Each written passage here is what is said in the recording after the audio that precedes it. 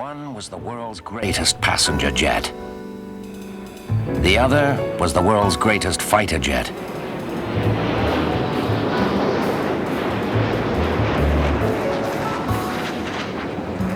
Both were created in Canada by the same man.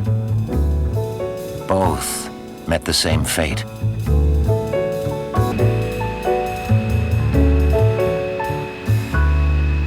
The Avro Jetliner was the first commercial jet transport to fly in North America. It was safe, reliable, easy to fly, and fast. Its creator was an engineer named Jim Floyd. The thing about the Jetliner was that it was the first aircraft on which I'd had the full responsibility for the design. And so the buck stopped here for the first time in my life, and this made it a very special airplane to me. And also, I had a crew on the Jetliner. Really, they were just like a big family, a bunch of friends. And they were pushing as hard as they could to make this aircraft the thing that would put Canada on the map.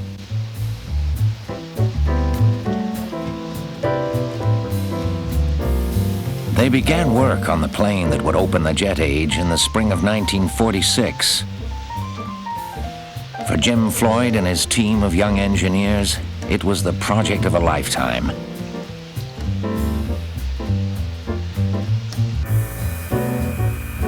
Three years later, the prototype was ready to be tested on the ground. The conditions were absolutely hopeless. The Department of Transport had decided to tear up the runways for some major rework, and they just left us one very much too short runway on which to try this hot aeroplane out. And every time that Jimmy would go down trying to get the aircraft up to takeoff speed on a high-speed taxi run, he'd have to slam on the brakes, and the brakes would get hot and the tires would blow. And we went through thousands of tires, and then on the 10th of August, 1949, we held a conference, and Jimmy said, "I can't go on like this any longer." He said, "Next time I take her down the runway, I'm going to take her off." And that's exactly what he did.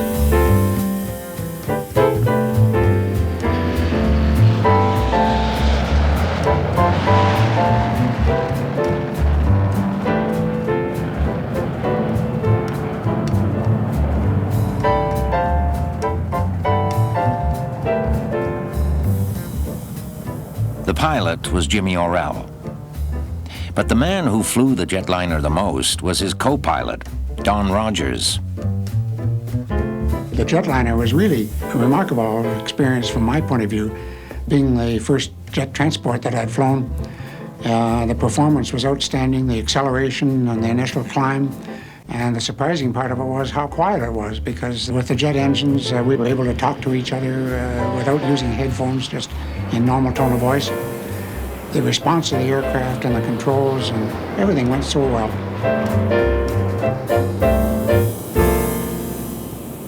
Trouble was, the Jetliner's original customer got cold feet and backed out.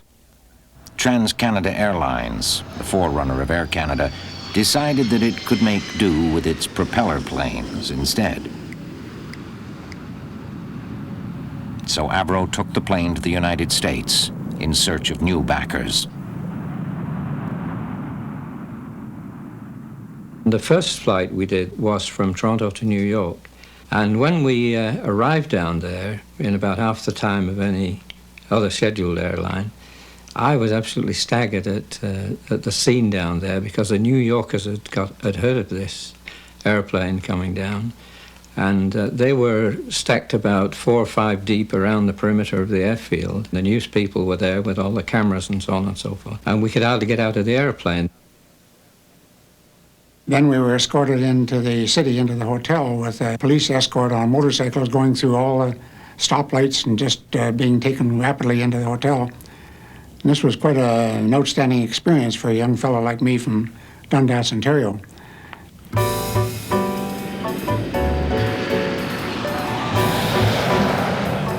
In Boston, Chicago, Miami, the Jetliner was a sensation. It was still the age of the propeller plane, the DC-3. The jetliner flew twice as high and 3 times as fast.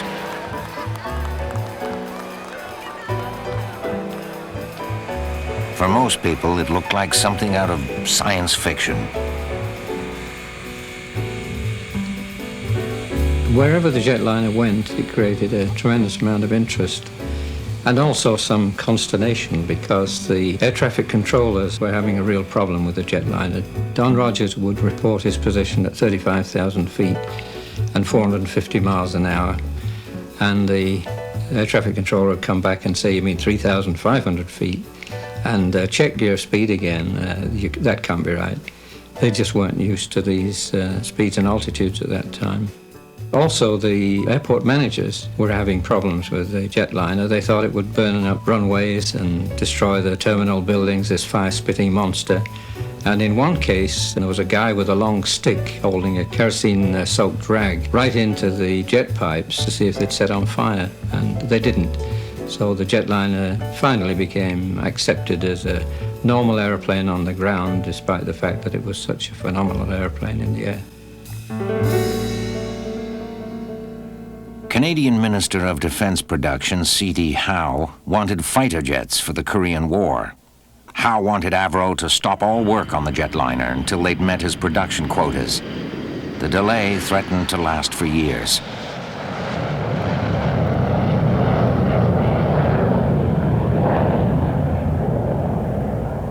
Desperate to keep the project alive, Jim Floyd met with Trans World Airlines' reclusive and eccentric billionaire owner, Howard Hughes.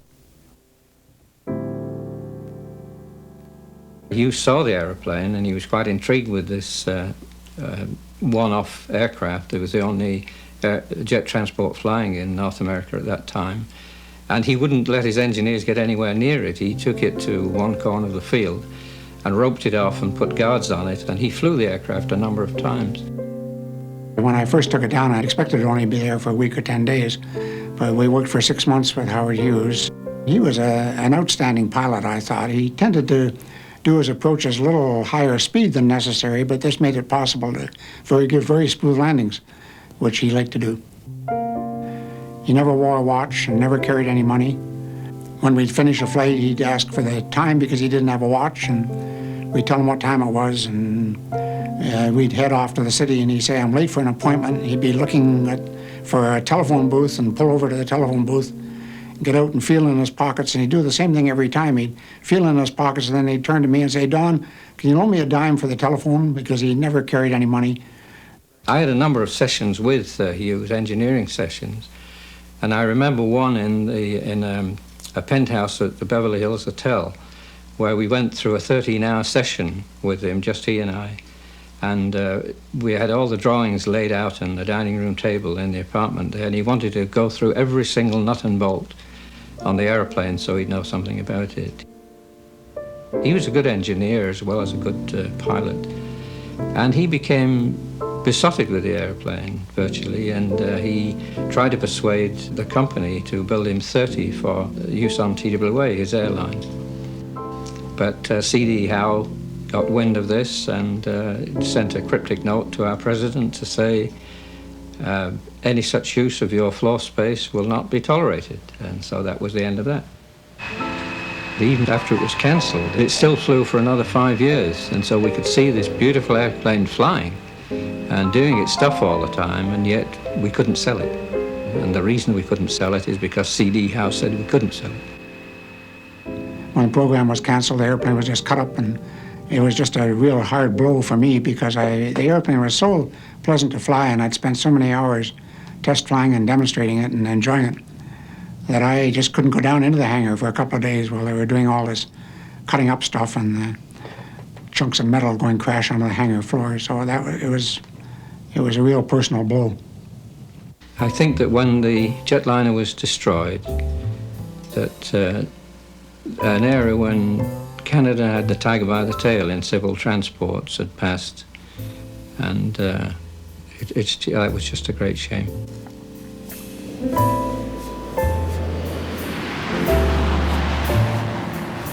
C.D. Howe ultimately cost Canada its chance to open the jet age. For Jim Floyd, the experience was heartbreaking. He'd loved working with airplanes all his life. He loved the jetliner most of all.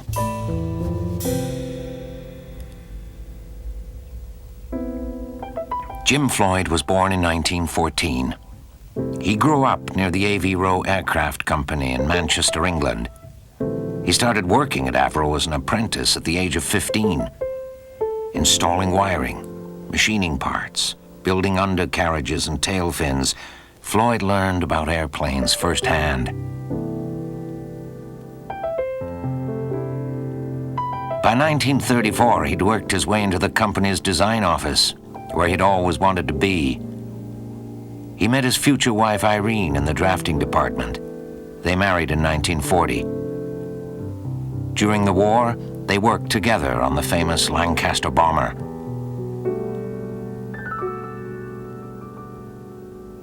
When the war ended, Avro asked Floyd to go to Canada to work on the jetliner. In 1953, he was given a second chance. The Royal Canadian Air Force asked him to create the most advanced supersonic fighter jet the world had ever seen, the Avro Arrow.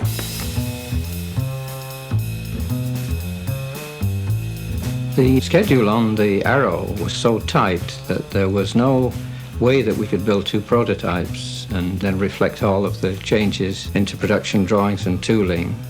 On the Arrow, we had to go for broke and design for production from the word go. And that was an engineer's nightmare because we were pushing in technology. There were a lot of innovative and unique things on the Arrow. We were doing things that nobody had done before, but we had to get everything right first time.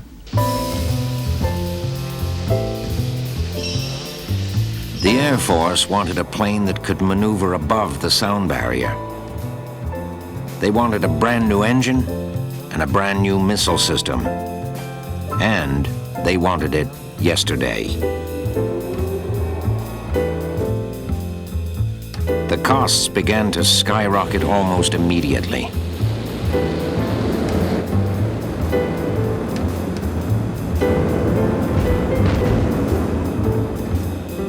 The team on the Arrow came together really like a great implosion because everybody knew of the great things that were happening at Malton, and it became the mecca for engineers and aviation workers from all over the world. So we were able to pick and choose the very best people, and rather than just a small team, say 100 engineers or thereabouts on the jetliner that were all learning together and sort of growing up together, we had at one stage to be hiring about 100 engineers a month, and it was a tremendous responsibility.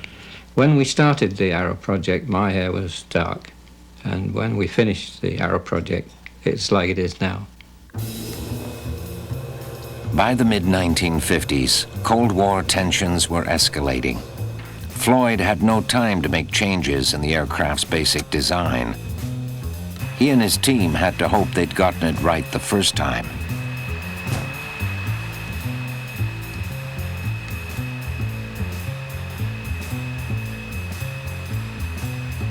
It was an expensive, risky way to work, but it brought together a group of brilliant minds, the likes of which the country had never seen. Those who were there remember it as the time of their lives. Well, I was working on training simulators in Montreal when we heard about a most remarkable airplane that was being built in Toronto at Avro. And this was later to be known as the Avro Arrow. They called it the CF-105, and it was indeed a remarkable airplane. And it turned out that they were looking for somebody to work on the simulator. Well, I sort of leaped at the chance. I found that the simulator was being used for research and development purposes as compared to training, and was being used in ways that I'd never even dreamed of. It was an exciting time at Avro. We knew, I believe, and we were all very conscious that we were working on a world-beating airplane. I think we were very confident that there was nothing else, at least in the free world, that would come close to it. And it was really very exciting for Canada to be a part of that technology. There was definitely a can-do spirit at that time, that everybody felt part of a team. It was a tremendous challenge to make the program a success and get the thing known.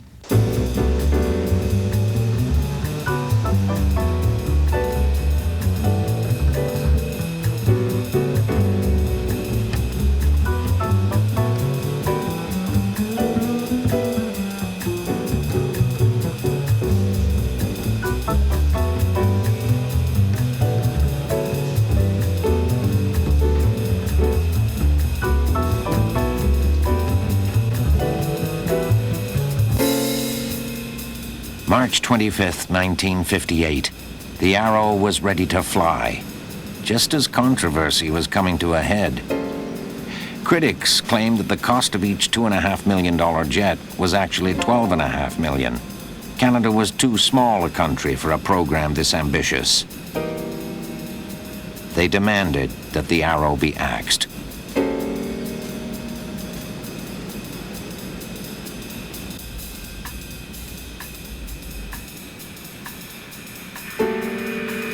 And no one on the production team, not even Jim Floyd, knew for sure how well the plane could fly. There was tremendous tension among all of the people who were watching this. And I remember that I was standing next to Duke Riggs, who was Vice President of Manufacturing, and he just looked at me and he laughed and he said, "Relax," he said, "your knuckles are coming through your skin."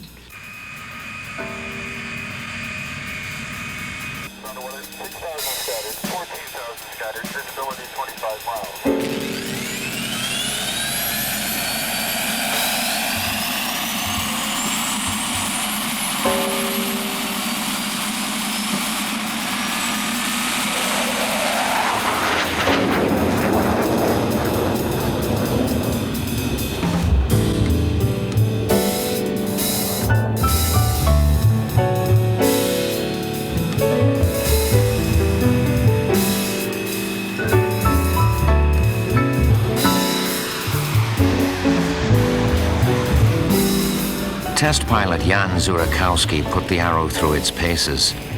For 27 minutes, he kept searching for the one design flaw that would spell the aircraft's undoing. But in fact, the first flight was very uneventful, and the only thing that I can remember about the snag list was he criticized the position of two electrical switches. Oh, and he said he wanted a clock in the aircraft. I guess he wanted to come down in time for lunch.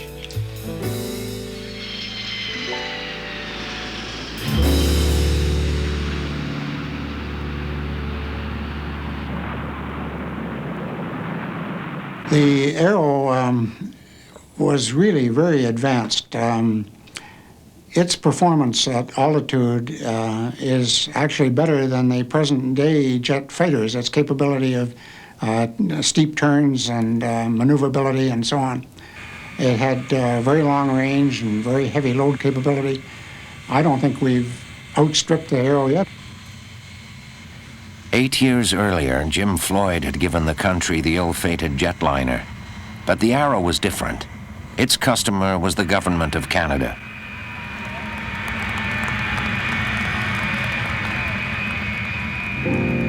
Floyd and his men had succeeded. The hard part was over. It was time to reap the rewards. There was a tremendous feeling of optimism within the company. Our personal lives were very good at that time for both my wife and myself and our 4 boys.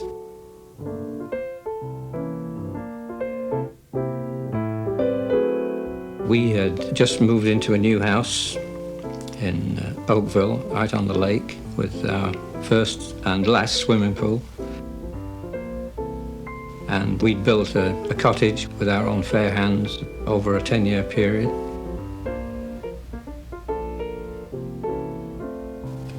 And I'd brought an old RAF rescue launch over from North Wales and turned it into a snazzy cruiser. And when we weren't flying the Arrows on a Sunday, I would take the family out on Lake Ontario and we'd have a whale of a time.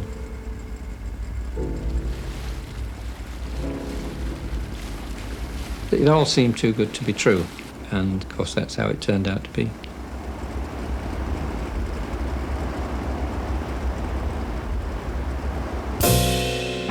For reasons that have never been made clear, Canada's Prime Minister made a devastating announcement. Well, February 20th, 1959 is a day that none of us who worked for Avro will ever forget. Some people never did properly recover, and in fact there were a few suicides. Probably the worst personal day I've ever had. Yeah, it's your whole world came to an end. We'd had no announcement in the company at all. It just announced in the House of Commons that the whole Arrow Iroquois program had been cancelled. And it was utter mayhem from then on. We held marathon meetings all day to try and sort out something to decide what could be done. But with that sort of a brutal announcement, there's nothing that could be done. At first, you just can't believe it. And then for a while you think, well, it's bound to be changed. Things will turn around. They will undo this monumental wrong that they've done. But then the realization seeps in that no, it won't get turned around. Yes, that is the situation, and what do we do now? Jim Floyd went to England to work on the Concorde, the world's first and only supersonic passenger jet. Many of his engineers were snapped up by aircraft companies in the United States. Others joined the American space program and put a man on the moon. Canada's aerospace industry has never recovered. Every Arrow in existence was cut up for scrap. All the engineering drawings were burned. Even the tools were destroyed. It was as though someone wanted to do away with every last piece of evidence. It just broke my heart to see the Arrow cut up too, because they just cut the thing up with torches and saws and so on. And to think of all this precision work that had gone into building the aircraft, and then to see the 6 airplanes just cut up into chunks was criminal, really, in my mind.